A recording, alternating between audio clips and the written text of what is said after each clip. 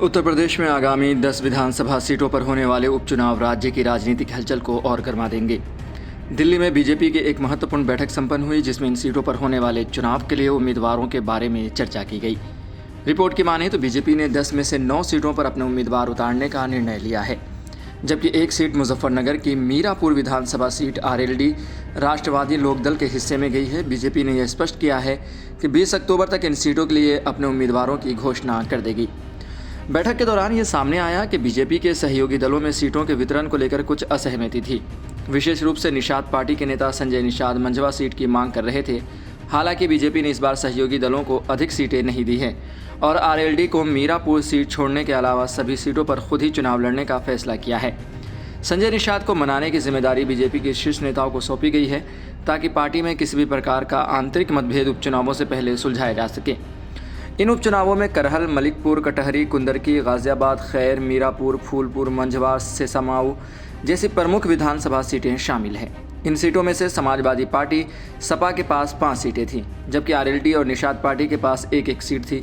BJP के पास 3 सीटें थीं। समाजवादी पार्टी ने इन उपचुनावों को अपने लिए बड़ी चुनौती मानते हुए कई प्रमुख नेताओं और रणनीतिकारों को इन सीटों पर उम्मीदवार उतारने की जिम्मेदारी दी है। समाजवादी पार्टी ने 6 सीटों पर अपने उम्मीदवारों के नाम की घोषणा कर दी है। सपा की सूची में प्रमुख नामों में तेज प्रताप यादव शामिल हैं, जिन्हें अखिलेश यादव की करहल सीट से टिकट दिया गया है। तेज प्रताप अखिलेश यादव के चचेरे भाई हैं, जो यादव समुदाय में एक मजबूत आधार रखते हैं। इसके अलावा अजित प्रसाद को अयोध्या के मलिकपुर से उम्मीदवार बनाया गया है, जो उड़ीसा प्रसाद के बेटे हैं। वहीं कानपुर से सेसमाऊ से नसीम सोलंकी, प्रयागराज के फूलपुर से मुस्तफ़ा सिद्दीकी, मिर्ज़ापुर के मंझवा से डॉक्टर ज्योति बैंड और अम्बेडकर नगर के कटहरी से शुभावती वर्मा के मैदान में उतारा गया है।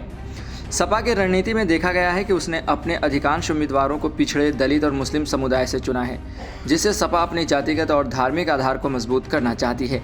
सपा का यह कदम बीजेपी के खिलाफ एक प्रमुख रणनीतिक पहल के रूप में भी देखा जा रहा है, क्योंकि यह सामाजिक समूहों पर आधारित समर्थन को पुनः स्थापित करने की कोशिश कर रही है।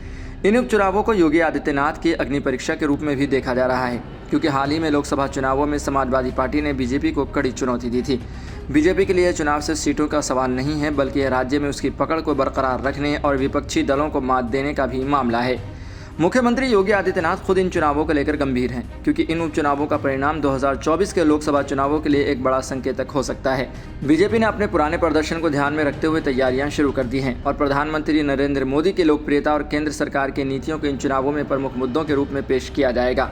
बीजेपी के पास इस वक्त अपनी राजनीतिक बढ़त को बनाए रखने के लिए इन चुनावों में जीत हासिल करना महत्वपूर्ण है।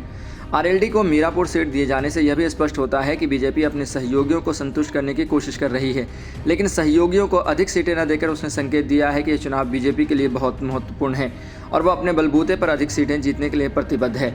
आरएलडी प्रमुख जयंत चौधरी की यह जिम्मेदारी होगी कि वे मीरापुर सीट पर अपनी पार्टी का मजबूत प्रदर्शन सुनिश्चित करें और गठबंधन की रणनीति को कारगर बनाएं।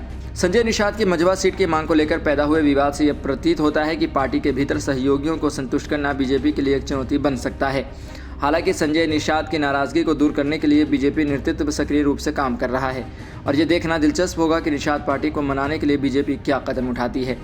इन उपचुनावों के नतीजे न सिर्फ उत्तर प्रदेश की विधानसभा में संतुलन बनाएंगे, बल्कि यह भी तय करेंगे कि बीजेपी और समाजवादी पार्टी में से कौन राज्य की राजनीति पर अधिक प्रभावी नियंत्रण रखता है। यूपी के इन उपचुनावों के नतीजे योगी आदित्यनाथ के नेतृत्व और बीजेपी की 2024 की चुनावी रणनीति को भी निर्धारित करेंगे।